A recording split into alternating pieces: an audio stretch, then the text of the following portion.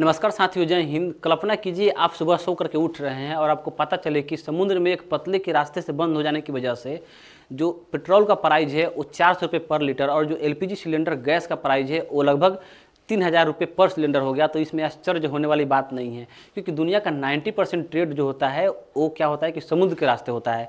और ये जो ट्रेड जब होता है तो जो जहाज़ गुजरती है तो समुद्र में पतले पतले रास्ते द्वारा गुजरती है जो एक दूसरे को कंट्री को कनेक्ट करता है। अगर उस पतले रास्ते को रुक बंद कर दिया जाए तो जाहिर सी बात है इस पार का सामान उस पार नहीं जाएगा और उस पार का सामान इस पार नहीं आएगा। अब एग्जाम्पल में मैं बताता हूँ, जैसे भारत का 80% जो क्या होता है ऑयल इम्पोर्ट होता है वो खाड़ी कंट्री से आता है। अगर हार्मुज स्ट्रेट को यानी जल संधि को बंद कर जाए तो हमारे यहाँ 80% जो ऑयल आता है वो आएगा ही नहीं। इससे क्या होगा कि हमारे यहाँ जो तेल है वो तेल का महंगाई बढ़ जाएगा। अब तेल का महंगाई बढ़ जाएगा तो सारे चीज़ का महंगाई बढ़ जाएगा, क्योंकि सब चीज़ कहीं ना कहीं एक जगह से दूसरी जगह आपको ट्रांसपोर्ट करना पड़ता है, तो ट्रांसपोर्टेशन चार्ज लग जाएगा। तो तेल ऑलरेडी महंगा है, तो इससे ट्रांसपोर्टेशन चार्ज बढ़ेगा तो महंगा हो जाएगा। तो दुनिया में ये जितने भी जो पतले पतले रास्ते हैं इसको ये क्या होता है कि एक चोक पॉइंट की तरह काम करते हैं। अगर इसको चोक कर दिया जाए तो सारी दुनिया का इकोनॉमी क्रश कर जाएगा। तो दुनिया में बहुत ऐसा जो समुद्र में जो बहुत ऐसे रास्ते हैं उसमें बहुत सारे चोक पॉइंट्स हैं, और इन चोक पॉइंट्स को लेकर के जितने भी कंट्री है जिसकी उस पर डिपेंडेंसी है उन लोगों में एक तरह से जियो पॉलिटिकल गेम चलता है कि इसको मैं कंट्रोल करूँ ताकि मेरा जो ट्रेड हो ये सेफ हो, इसमें कोई दिक्कत ना हो, ताकि इन फ्यूचर में भी कोई दिक्कत ना हो। तो सब लोग उसको अपने अपने कब्जा में लेने के लिए एक दूसरे से क्या करते हैं, जियो पॉलिटिकल गेम खेलते हैं। तो आज की वीडियो में हम लोग यही समझने का प्रयास करते हैं कि दुनिया में कितने चोक पॉइंट्स है और उन चोक पॉइंट्स में किन किन देशों के बीच जियो पॉलिटिकल गेम चल रहा है। एक एक करके इन सब चीज़ों को हम लोग समझने का प्रयास करते हैं। देखिए, दुनिया का जो ट्रेड होता है तो जब समुद्र में क्या होता है एक ट्रेड रूट होता है। ट्रेड रूट्स में क्या होता है, मतलब जिससे जहाज़ें आते जाते हैं। तो समुद्र में दो ट्रेड रूट्स है।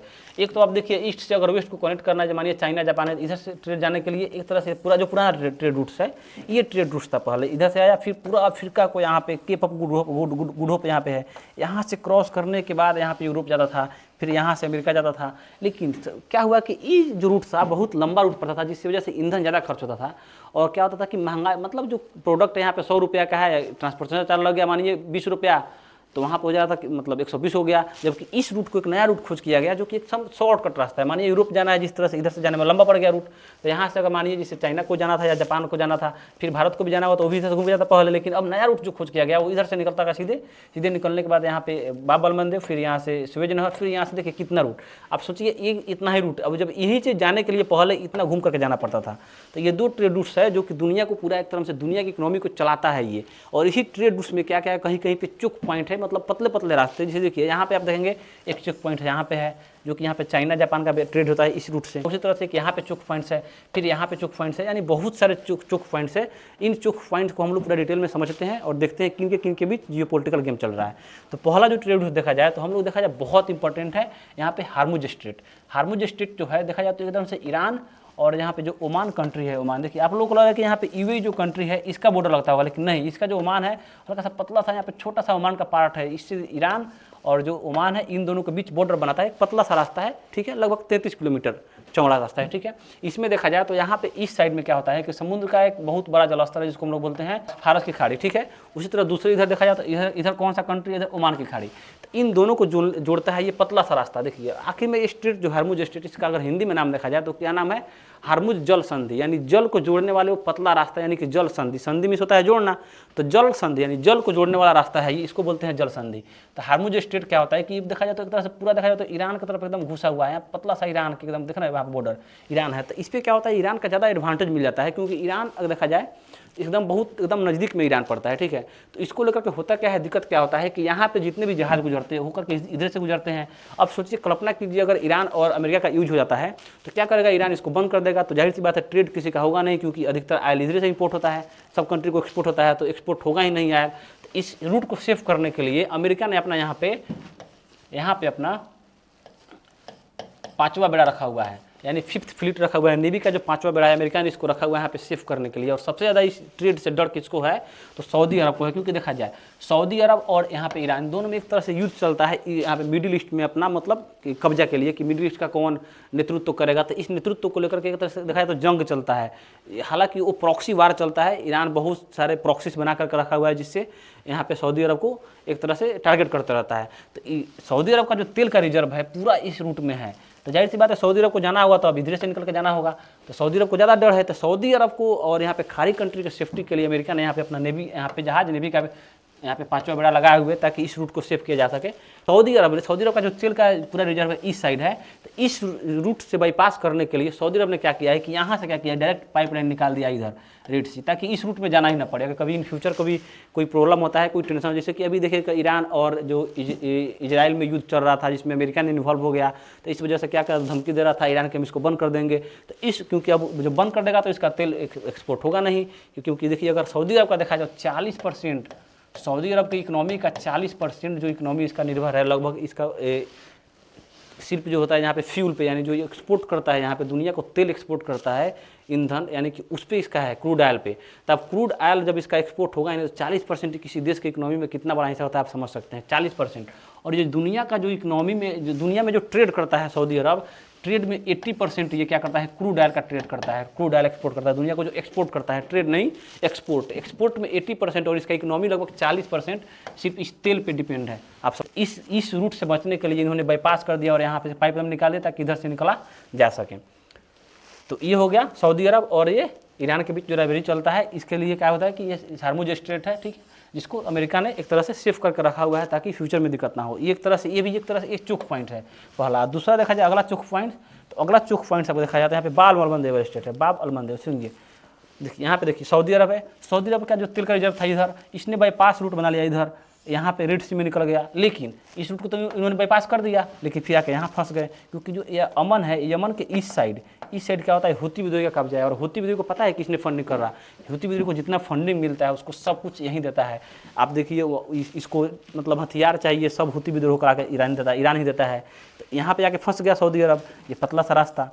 और जाहिर सी बात है कि जब ये पतला सा रास्ता है यहाँ पे बाब अलमंदेव, ये देखिए सिर्फ ये छोटा सा रास्ता नहीं है, क्योंकि देखिए यहाँ से कितने देशों का कंट्री का ट्रेड होता है आप समझिए। तो अगर आपको यूरोप जाना है तो आपको इधर से जाकर, जैसे मानिए इंडिया को यूरोप के साथ ट्रेड करना है, एक पतला सा रास्ता यहाँ से निकल के बाद यूरोप जाएंगे, अमेरिका से करना है तो फिर इधर से होकर के जाना पड़ेगा। और ये ब्लॉक हो जाए तो आप समझ सकते हैं कि सबका एकदम से सत्यानाश हो जाएगा। तो इसको सेफ करने के लिए बहुत सारे कंट्री ने यहाँ पे बहुत छोटा सा देश है जिबूती, यहाँ पे अपना मिलिट्री बेस बना कर रखा हुआ है, जैसे कि अमेरिका, चाइना, उसके अलावा इवन जापान जिसके पास खुद की मिलिट्री नहीं है, उन्होंने अपना यहाँ पे मिलिट्री बेस बना कर रखा हुआ है। ब्रिटेन, फ्रांस, ये लोग क्या करें कि अपने ट्रेड रूट्स को सेफ करने के लिए यहाँ पे अपना मिलिट्री बेस बना कर रखा हुआ है। और चाइना का जो दुनिया का सबसे बड़ा ओवरसीज नेवल बेस है वो जिबूती में ही है। इसके अलावा इन सब कंट्री के अलावा भारत और रूस और सऊदी अरब भी यहाँ की सरकार से बातचीत कर रही है ताकि यहाँ पे हमारा अपना मिलिट्री बेस बन जाए, ताकि हम लोग का जो ट्रेड है वो सेफ यानी सेफली आया जा सके। और दूसरा चाइना को भी एक तरह से काउंटर करने के लिए एक तरह से स्ट्रेटेजी है यहाँ पे बाब अलमंदेव स्टेट पे यहाँ पे। और अमेरिका जो है यहाँ पे जो यूरोप कंट्री है उन सबको सेफ करने के लिए है, अपना ट्रेड को सेफ करने के लिए, क्योंकि अमेरिका के सहयोगी का अधिकतर देखा जाए तो ट्रेड इसी रूट से होता है, जिसको सेफ करने के लिए अमेरिका यहाँ पे बैठा हुआ है। और फ्रांस और ब्रिटेन तो ऑलरेडी है ये है। तो देखिए इस तरह से क्या होता है कि एक तरह से दूसरा चोक पॉइंट हो गया, ठीक है, जिसको लेकर के बहुत सारे कंट्री में जियोपॉलिटिकल गेम चलता है। तो सऊदी अरब क्या करता है, ये बार बार अटैक करते हैं, तो उस तरह से सऊदी अरब अपने सेफ्टी के लिए यहाँ पे देना चाह रहा है ताकि फिर ये इधर से निकले तो दिक्कत नहीं हो। इधर तो खैर दिक्कत होगा नहीं सऊदी अरब को यूरोप में जाने में उसको दिक्कत नहीं है, सऊदी अरब को यूरोप जाने में दिक्कत नहीं होगा इधर से। लेकिन अगर इंडिया के साथ करना है ट्रेड तो फिर इधर यहाँ पे चोक पॉइंट की तरह काम करता है, यहाँ पे आराम से हूती विद्रोही अटैक कर सकते हैं। तो एक तरह से ये हो गया अगला चोक पॉइंट, ठीक है, जिसको लेकर के जियोपॉलिटिक्स चलता है। अगला चोक पॉइंट की बात करें तो आप देखिए अगला चोक पॉइंट सब देखा जाए सुएज नहर है, जिसको आर्टिफिशियल बनाया गया था, ठीक है। 1956 में आप समझिए इसको लेकर के कितना बड़ा युद्ध हुआ था। ये जो पड़ता है इजिप्ट जो कंट्री यानी कि मिस्र, एकदम इसके बीच के चीरता हुआ एक नहर बनाया गया आर्टिफिशियल। इससे बहुत सारे जहाज़ें आकर के जाते हैं। आप समझिए अगर इसका इंपॉर्टेंट कितना है, समझिए कि आज से कुछ साल पहले इसको बस एक बंद हो जाने की वजह से, एक्चुअली बंद नहीं हुआ था, यहाँ पे एक जहाज़ फंस गया था, ऐसे जाकर के जहाज़ एक फंस गया था इस तरह से। इस जहाज़ के फंसने की वजह से लगभग ये जहाज़ 6 दिन फंसा हुआ था, ठीक है ना, 6 दिन में हुआ था। लगभग 6 दिन में पर डे देखा जाए तो पर डे $9 बिलियन का नुकसान वर्ल्ड इकोनॉमी को हो रहा था। तो 6 में अब 9 से गुना करेंगे तो लगभग कितना हो जाएगा, तो $54 बिलियन का नुकसान आप समझिए वर्ल्ड इकोनॉमी को मात्र आप कितना दिन में हुआ था, 6 दिन में हुआ था। पर डे 9 बिलियन का नुकसान हो रहा था। तो कितना इंपॉर्टेंट है, क्योंकि देखिए आप देखिए अगर देखिए यहाँ भारत देख रहा है, भारत अगर यहाँ से बाब अलमंदेव से निकल जाएगा तो फिर आपको यहाँ पे आके फंस जाएंगे, यूरोप से जाना तो फिर यहाँ से निकलने के बाद तभी अभी यूरोप जाएंगे, तो इसको सेफ रहना जरूरी है। फिर यहाँ से निकल के आपको इधर से जाना होगा। तो एक तरह से ये भी एक तरह से चोक पॉइंट्स है, ठीक है, जो कि अब देखा जाए तो बहुत ज़्यादा प्रभावित करता है। एक तरह से इसको भी बंद करने के बाद ट्रेड रूट्स बहुत ज़्यादा इफेक्ट होंगे। तो इसको सेफ करने के लिए हालांकि एग्रीमेंट है ऑलरेडी। 1956 में क्या हुआ था कि इजिप्ट ने अपने कब्जे में ले लिया था, बोला कि ये हमारा हो गया तो हमारा है, तो क्योंकि हमारे देश में है तो हमारा ही है, तो एक तरह से इसको बंद कर दिया था। तो फ्रांस और ब्रिटेन वाले इस पर हमला कर दिए थे। अब देखिए इसके अलावा अब इस रूट को बाईपास करने के लिए एक नया रूट बनाया जा रहा है। कौन बना रहा है? तो इजराइल। देखिए आप यहाँ पे देखेंगे तो इजराइल का एक पतला सा यहाँ पे हल्का सा रास्ता हल्का सा लग रहा है यहाँ पे समुद्र से, आप देखेंगे यहाँ पे तो हल्का सा यहाँ पे देखेंगे तो आप देखिए समुद्र में हल्का सा लग रहा है। तो इस रूट से क्या कर रहा है इजराइल, यहाँ से बाईपास करके मेडिटेरेनियन से सीधे रेड सी में निकलने का प्रयास कर रहा है, ताकि इस रूट को बाईपास किया जा सके। जब ये रूट बन जाएगा तो इजिप्ट का इकोनॉमी, क्योंकि इजिप्ट को अधिकतर कम्युनी इस नहर से होता है, तो उसके कम्युनी ही पूरा बंद हो जाएगा। तो अधिकतर ट्रेड होगा यहाँ से इजराइल से होकर के होगा, क्योंकि वेस्टर्न कंट्री कभी चाहते ही नहीं कि कोई दूसरा बढ़े आगे, ठीक है। इसीलिए वजह से उन लोग इधर से निकलेंगे और यहाँ ये रूट हो जाएगा एक तरह से इमरजेंसी के लिए, मानिए इमरजेंसी के लिए जो है कि हाँ कभी किसी सिचुएशन में यहाँ पे कोई प्रॉब्लम होता है तभी इधर से जाने का प्रयास करेगा, क्योंकि गोरखा चाहता है नहीं सब कोई बढ़े, वो सब हमेशा आगे रहता है सब। अगला देखा जाए तो अगला चोक पॉइंट हो जाए मलक्का स्ट्रेट, जो कि सबसे बड़ा इंपॉर्टेंट है चाइना के लिए। चाइना का 90% जो ट्रेड होता है इसी रूट से होता है और चाइना का सबसे बड़ा सिरदर्द है ये। और इसी रूट को बाईपास करने के लिए चाइना ने बहुत सारे, मतलब जो दुनिया में बहुत सारे इंडिया को घेरने के लिए बहुत सारे स्ट्रेटेजी अपनाया हुआ है, क्योंकि चाइना का 90% ट्रेड इसी रूट से होता है। देखिए चाइना यहाँ से निकलता है, यहाँ मलक्का स्ट्रेट पार करके जाएगा, फिर दूसरे कंट्री के साथ, जैसे यहाँ पे दिखाता हूँ मैं, यहाँ चाइना हो गया, चाइना से निकला यहाँ पे मलक्का स्ट्रेट क्रॉस किया, उसको जाना है मानिए यहाँ पे क्या हो गया, यहाँ पे श्रीलंका हो गया, फिर इसको जाना है खाड़ी कंट्री तो यहाँ जाएगा, फिर यहाँ से इसको तेल लेके आना है तो इधर से ही जाएगा, यूरोप जाना है तो फिर यही रूट हो गया, मतलब अमेरिका जाना है तो फिर सारा उसका रूट इसी पे डिपेंडेंट है। आपको पता है अफ्रीका जाना हो तो चाइना को इसी रूट से होकर जाएगा। तो इससे क्या होगा कि चाइना एक तरह से यहाँ पे फंस जाता है। तो चाइना ने इस रूट पे नेगोशिएट करने के लिए, मतलब इस रूट जो है इस रूट को क्या किया, जब देखिए यहाँ से निकल रहा है चाइना तो यहाँ पे क्या किया कि इंडिया का एक द्वीप है अंडमान निकोबार पर इंडिया क्या कर रहा है, अपना बहुत हेवी मिलिट्री बेस बना रहा है ताकि चाइना को काउंटर किया जा सके। अब चाइना क्या कर रहा है कि इस रूट को बाईपास करने के लिए बहुत सारे स्ट्रेटेजी अपनाया है ताकि ये जो रूट है इस रूट को बाईपास कर दे, ताकि अगर इन फ्यूचर इंडिया से अगर कभी युद्ध होता है या टेंशन होता है तो हमको इस पर डिपेंडेंसी ज़्यादा नहीं रहता। इसी की वजह से क्या किया था, यहाँ पे चाइना ने बना रहा है यहाँ पे CPAC, जो कि सीधे यहाँ से सीधे ग्वादर बंदरगाह, पाकिस्तान के ग्वादर बंदरगाह पर निकलता है डायरेक्ट यहाँ से सीधे पाकिस्तान को पूरा बीच एकदम चीर करके। लेकिन क्या हुआ कि ये इसका जो पॉलिसी है ये फेल हो गया, क्योंकि भिखारी के देश में कुछ चलने वाला, वो खुद कटोरा मांगने वाला है सब। वो तो सोचिए उस सबको फायदा क्या हुआ, आया सब यहाँ पे इंजीनियर सब आया सब यहाँ बनाने के लिए, इस रूट को बनाने के लिए जब आया सब इंजीनियर सब, तो यहाँ पे काम किया सब, आज यहीं एक लड़की को फंसा के लेके चला गया सब। अब पाकिस्तान में लड़की नहीं है, सारा चाइना लेके चला गया, अब अपने में सब पुरुष में शादी करेगा सब। अब इसके बाद क्या किया जाए, इसके अलावा चाइना क्या कर रहा है कि इंडिया को घेरने के लिए, क्योंकि इसका तो ये जो प्लान था ये फेल हो गया, तो अब एक यहाँ से क्या कर रहा है कि एक रोड बना रहा है, ठीक है, डायरेक्ट यहाँ पे हिंद महासागर बंगाल की खाड़ी में निकलने के लिए, जो कि म्यांमार से यहाँ पे पुट लेगा। अब देखिए ये क्या कर रहा है कि इंडिया को घेरने का प्रयास कर रहा है कि यहाँ पे पुट उसका हो जाएगा, फिर यहाँ से श्रीलंका का पुट हो जाएगा, फिर यहाँ से क्या है कि इसको पुट हो जाएगा। लेकिन इस सब को काट, क्योंकि देखिए यहाँ से भी निकलेंगे आप तो यहाँ पे बैठा हुआ है, हमारी आर्मी बैठी हुई है, रेल देगी बस मान जाएगा। फिर इधर से क्या हो जाएगा कि फिर इधर से निकलोगे तो भी रेल देगा, इंडिया में रेल देगी। तो आप समझ रहे हैं कि चाइना एकदम से पूरी तरह से इस रूट की वजह से चाइना एकदम से फंस चुका है उसका पूरा एकदम से। इसीलिए बार बार चाइना क्या करता है, इधर बार बार इन्फिल्ट्रेशन करता है, यानी बार बार उस रूट को डिस्टर्ब करता है, ताकि यहाँ पे चिकन नेक पे अपना नहीं होता है कि नज़दीक आ जाए पॉइंट पे, उसके बाद यहाँ पे नेगोशिएट करना उसको आसान हो जाएगा।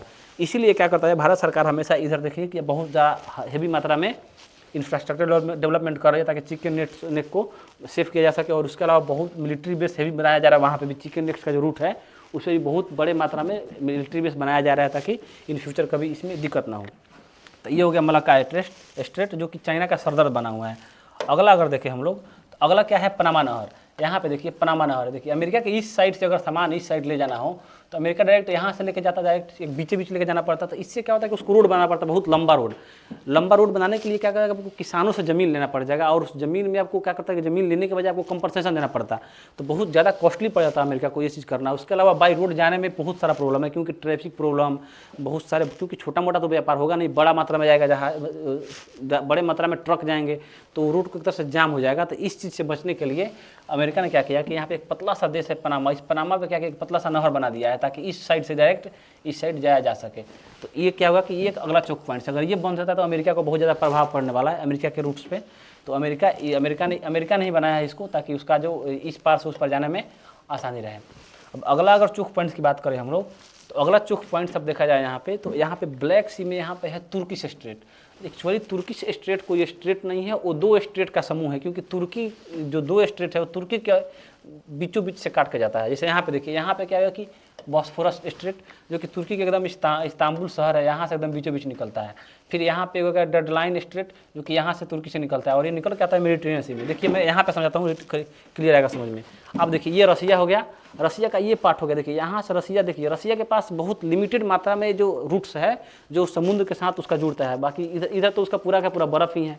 तो लिमिटेड मात्रा में, मतलब कुछ ही रूट से जो क्या करता है जिसकी वजह से वो ट्रेड करता है। जैसे यहाँ पे ब्लैक सी हो गया, देखिए यहाँ पे ब्लैक सी, तो ब्लैक सी में क्या करता है, यहाँ से ब्लैक सी में रसिया निकलता है। फिर यहाँ से क्या करता है तुर्की स्टेट, यानी कि एक तरह से कहे तो यहाँ पे बॉस्फोरस स्ट्रेट को क्रॉस करने के बाद मेडिटेरियन सी, यहाँ से आने के बाद अफ्रीका के साथ ट्रेड करना है तो यहाँ पे आता है, इंडिया के साथ ट्रेड करना है तो फिर इधर से निकल करके इधर चला आया, अफ्रीका के इस साइड ट्रेड करना है तो यहाँ से निकलने के बाद फिर इधर से आ जाता है। तो इस तरह से क्या होता है कि रसिया का एक तरह से लाइफ लाइन है ये, इसको बंद कर दिया तो रसिया का इकोनॉमी मतलब से क्रैश हो जाएगा। और जाहिर सी बात है अभी इस रूस को ब्लॉक करने के लिए अमेरिका ने पूरा अपना जी जान लगा कर रखा हुआ है। एक तो आप देखेंगे तुर्की ऑलरेडी क्या है कि नाटो कंट्री का जो नाटो जो संगठन है उसका सदस्य है, तो एक तो इधर से हो गया अमेरिका के लिए फ़ायदा। और दूसरा क्या हुआ है कि हम देखिए अगर यहाँ से रसिया निकलता है तो निकलने के बाद जाहिर सी बात है इस रूट में जाएगा, यहाँ पे किस रूट में, बाब और मंदेव स्ट्रेट में, तो यहाँ पे ऑलरेडी यहाँ पे अमेरिका बैठा हुआ है, यहाँ पे इस रूट पे बैठा हुआ है। और फिर अगर निकल गया इधर, फिर अगर इधर से निकलता है तो इधरों बैठा हुआ है, क्योंकि यहाँ पे भी एक स्ट्रेट है जिब्राल्टर स्ट्रेट, इस पर भी बैठा हुआ है अमेरिका। अमेरिका यहाँ पे अपना 6ठा फ्लीट लगा कर रखा हुआ है। और इसके बाद जस्ट इसी को समझाऊंगा मैं, तो यहाँ पर ही बैठा हुआ है। तो एक तरह से रसिया को घेर लिया है अमेरिका, रसिया कहीं जा ही नहीं सकता। हालांकि रसिया के पास और भी रूट्स है, लेकिन आगे हम समझने का प्रयास करेंगे। तो ये हो गया आपका कौन सा, बॉस्फोरस स्ट्रेट, ठीक है, जो कि रसिया के लिए ज़्यादा फायदेमंद है। यहाँ पे यूक्रेन आप देख सकते हैं, यहाँ यहीं पे इसके बगल में यूक्रेन है, छोटा सा पार्ट। यहाँ क्रीमिया का आप देख रहे हैं, यहाँ पे क्रीमिया जो कि ये पहले यूक्रेन का पार्ट था, अब यहाँ पे रसिया कब्जा कर लिया है। तो यहाँ पे यूक्रेन के भी जाने के लिए भी यही रास्ता है, ये भी यहीं से। तो मतलब एक तरह से लाइफ लाइन कहा जाए रसिया का है। अगला स्टेट हम लोग देखें तो अगला स्टेट आपका हो जाएगा यहाँ पे डेनिश स्ट्रेट। देखिए रसिया का तो आपको बताया था मैंने कि ब्लैक सी में एक छोटा सा रास्ता था जिसकी वजह से वो वर्ल्ड के साथ, दुनिया के साथ ट्रेड करा था। उसके अलावा एक और रास्ता है पतला सा, आप देखेंगे यहाँ पे ये रसिया हो गया, हल्का सा यहाँ पे देखेंगे तो यहाँ पे समुद्र लग रहा है इसका। इधर से निकल के बाद रसिया इस साइड से जा करके यहाँ देखिए, क्योंकि यहाँ पे आप देखिए डेनमार्क है, आपको दिख रहा है, लेकिन यहाँ पे मैं दिखा रहा हूँ बड़ा मैप में। यहाँ देखिए छोटा मैप में दिखा रहा हूँ, बड़ा मैप में देखिए यहाँ पे रसिया आप देखेंगे रेड कलर का है। रसिया यहाँ से निकला, यहाँ से निकलने के बाद फिर ऐसे, और यहाँ से ब्रिटेन है, फिर यहाँ से क्रॉस करने के बाद इसको आना है यहाँ पे, तो अफ्रीका के साथ ट्रेड कर सकता है। और इस तरह से जाना है इसको यहाँ पे साउथ अमेरिका में, तो यहाँ से भी जा सकता है। आपको बताया था कि यहाँ से भी निकलने के बाद अगर यहाँ से निकल गया तो फिर यहाँ से भी जा सकता है। तो एक तरह से ये ट्रेड रूट तो उसका ऑलरेडी यहाँ पे अमेरिका बैठा हुआ है।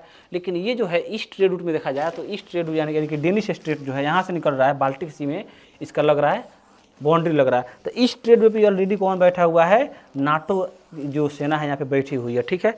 उसके अलावा जो अगला जो एक तरह से, तो ये भी एक तरह से चोक पॉइंट्स हैं। इसके बाद अगला हम लोग देखें, अगला चोक पॉइंट, तो अगला चोक पॉइंट हम लोग ले लेते हैं जिब्राल्टर को, ले लेते हैं जिब्राल्टर को। देखिए अगर अमेरिका के साथ ट्रेड करना है भारत को, तो भारत मानिए यहाँ से निकला, फिर यहाँ पे गया बाबर मंदिर, फिर स्वेज नहर, फिर यहाँ से निकलने के बाद मेडिटेरियन से यूरोप तो चला गया। लेकिन अगर अमेरिका के साथ जाना है, अमेरिका क्योंकि इधर है, इस साइड है अमेरिका, तो जाने के लिए इसको क्रॉस करना होगा जिब्राल्टर। तो भारत के लिए जिब्राल्टर जल संधि, तो जिब्राल्टर जल संधि में क्या होता है कि जिब्राल्टर एक तरह से जो एरिया है वो है स्पेन का, लेकिन इस पर कब्जा किया हुआ है ब्रिटेन, और ब्रिटेन कहता है कि मेरा है, जबकि एक्चुअली में अगर देखा जाए तो, अगर जोग्राफिकली देखा जाए तो होना चाहिए किसका, स्पेन का होना चाहिए। तो इन दोनों में एक तरह से टेंशन चलता है। और इस साइड में क्या होता है, नीचे के साइड में है मोरक्को, नीचे के साइड में अफ्रीका का एक कंट्री है मोरक्को। तो एक पतला सा भी रास्ता है। यहाँ पे क्या हुआ है कि ब्रिटेन अपना यहाँ पे सेना रखी हुई है। उसके अलावा जो अमेरिका है, अमेरिका अपना छठा बेड़ा रखा हुआ है यहाँ पे, छठा बेड़ा जो अमेरिका अपना यहाँ पे रखा हुआ है, ताकि इस ट्रेड रूट को मतलब शिफ्ट किया जा सकता है। एक्चुअली शिफ्ट किया जा सकता है, एक्चुअली यहाँ पे रसिया की वजह से सिर्फ रखा हुआ है, बाकी कुछ नहीं है यहाँ पे। क्योंकि इस ट्रेड रूट को सेव करने का अफ्रीका की उतनी औकातें नहीं है कि जो कि वेस्ट वाला से लड़ सके, क्योंकि इसके पास दिमाग ना होता है, फिर लड़ा देगा अपने में। इसीलिए लड़ा कर रखा हुआ है। अफ्रीका के इस साइड में देखेंगे ज़्यादातर आपको बहुत सारे कंट्री में आपको देखेंगे तो इंसर्जेंसी चलता है, इंसर्जेंसी। इधर देखिएगा लीबिया को उड़ा दिया, यही खेला किया था, लीबिया बोला कि हम नहीं मानेंगे बात, में क्या उड़ा दिया सब। तो जाहिर सी बात है, तो रसिया को काउंटर करने के लिए एक्चुअली में यहाँ पे अमेरिका अपना छठा बेड़ा रखा हुआ है। जितने भी जो कंट्री है जो एक दूसरे से ट्रेड करते हैं, तो इन्हीं सब चुक पॉइंट से लेकर के ट्रेड करते हैं। अगर इन सबको बंद कर दिया जाता है तो बहुत सारे कंट्री का इकोनॉमिक क्रैश हो जाएगा। तो आज की वीडियो में को हम लोग यहीं पे एंड करेंगे, लेकिन उससे पहले एक छोटा सा रिक्वेस्ट है, अच्छे लगे तो इसको लाइक कीजिए, शेयर कीजिए और चैनल को सब्सक्राइब कीजिए।